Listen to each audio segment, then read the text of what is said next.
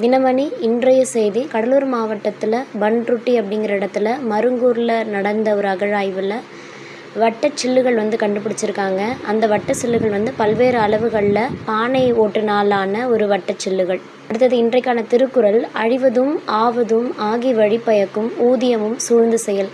அதாவது ஒரு செயலை தொடங்குறதுக்கு முன்னாடி அதனால் அழிகிறதையும் அதை அழிஞ்சதுக்கு பிறகு எப்படி நம்ம மறுபடியும் ஆவது அப்படிங்கிறத பற்றியும் அதனால் உண்டாகக்கூடிய ஊதியத்தையும் நம்ம ஆராய்ந்து செய்யணும் அப்படிங்கிறது. அதிகாரம் தெரிந்து செயல் வகை. குறள் எண் 461.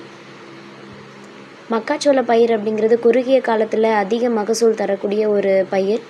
இதில் தண்டு துளைப்பான் அப்படிங்கிற ஒரு புழு நுழைஞ்சு அதுக்கு சேதத்தை விளைவிக்கும். இதை பாதுகாக்கிறதுக்காக ஊடு பயிர் முறையில் நம்ம 2:1ங்கிற விகிதத்தில் மக்காச்சோளத்தோட காராமணியை நம்ம பயிரிடலாம். தேசிய காசநோய் ஒழிப்பு திட்டத்தோட முதன்மை ஆலோசகராக டாக்டர் சௌமியா சுவாமிநாதன் அப்படிங்கிறவங்கள நியமிச்சிருக்காங்க. இவங்க உலக சுகாதார அமைப்போட முன்னாள் தலைமை விஞ்ஞானியாகவும் இந்திய மருத்துவ ஆராய்ச்சி கவுன்சிலோட தலைமை இயக்குனராகவும் பணிபுரிஞ்சிருந்தவங்க. பிரதமருக்கு ரஷ்யாவோட உயரிய விருது கொடுத்துருக்காங்க.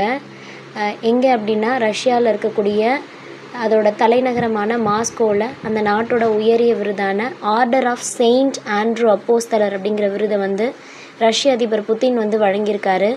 இந்த விருதை 2 நாடுகளுக்கு இடையில் உறவை மேம்படுத்துவதில் சிறந்த பங்களிப்பை பிரதமர் மோடி ஆற்றியதற்காக 2019 பிரதமர் மோடி அவர்களுக்கு கொடுக்குறதா விருது அறிவிச்சிருக்காங்க. ஆனால் 5 வருஷத்துக்கு அப்புறம் இப்போ தான் கொடுத்துருக்காங்க. இந்த புனித ஆண்ட்ரூ அப்படிங்கிறது யார் அப்படின்னா இயேசு கிறிஸ்துவோட முதல் சீடர். இவரோட பேரில் 1298 சர் பீட்டர் அப்படிங்கிறவரால் தான் இந்த உயரிய விருது ரஷ்யாவில் நிறுவியிருக்காங்க. இந்த விருதை பெறக்கூடிய முதல் இந்திய தலைவர் யாருன்னு சொன்னால் பிரதமர் மோடி அவர்கள் தான். இந்திய ஆடவர் கிரிக்கெட் அணியோட புதிய தலைமை பயிற்சியாளராக அணியோட முன்னாள் வீரரான கௌதம் கம்பீர் அவர்கள் நியமிக்கப்பட்டிருக்காங்க. நன்றி.